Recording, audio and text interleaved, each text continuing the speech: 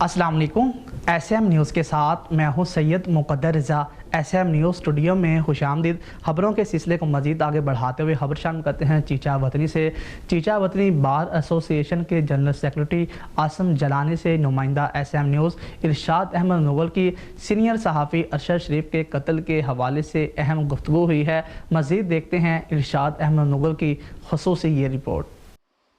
जी बिल्कुल नाज़रीन, मैं इस वक्त मौजूद हूँ तहसील चीचा वतनी बार एसोसिएशन के जनरल सेक्रेटरी आसम जिलानी साहब के पास और इनसे मज़ीद बात करते हैं कि सीनियर सहाफ़ी अरशद शरीफ का कत्ल जो है वो बहुत जुल्माना कत्ल हुआ है, उस हवाले से इनका क्या कहना है। औज़ुबिल्लाहिमिनश्शैतानिर्रजीम बिस्मिल्लाहिर्रहमानिर्रहीम।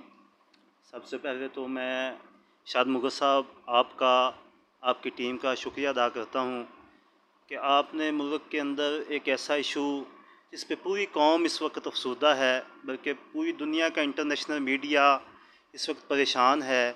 एक ऐसे सहाफ़ी का कत्ल हुआ है जो हक़ और सच की आवाज़ था, जिसने पूरी दुनिया के अंदर क्राइम डिटेक्शन के अंदर बेहतरीन इन्वेस्टिगेशंस की, उसे प्रोब किया, उसे आवाम तक रखा। उसके बाद वो एक बेहतरीन एंकर और बेहतरीन सहाफ़ी था, और उसके बाद जो उसकी आवाज़ थी वो सच की आवाज़ थी। मैं पूरे मुल्क की मीडिया एसोसिएशंस के साथ, पूरे मुल्क की सहाफ़ी बरादरी के साथ, पूरी दुनिया की सहाफ़ी बरादरी के साथ इस नागहानी मौत पे, इस बड़े साने पे अफसोस भी करता हूँ। और बार एसोसिएशन चीचा वतनी और पूरे मुल्क के वकला की तरफ से इस बात का ऐलान भी करता हूँ कि अगर किसी भी किस्म की इन्वेस्टिगेशन के अंदर किसी की राह के ऊपर आपको सहूलत दरकार होगी तो हम देने के लिए तैयार हैं। बिलाशुबा ये एक ऐसी मौत है जिसने पूरी कौम को रंजीदा कर दिया है और हम बहुत ज़्यादा परेशान हैं। हम मुतालबा करते हैं हुकूमत वक़्त से, इंटरनेशनल अदारों से, एजेंसीज से कि वो इस कत्ल की तहकीक करे, और जिस शख्स ने भी ये इंसिडेंट किया है और जो भी कुव्वतें इसके पीछे कारफरमा हैं, और जो भी चीज़ है उसको प्रोब किया जाए और कातिलों को सज़ा दी जाए।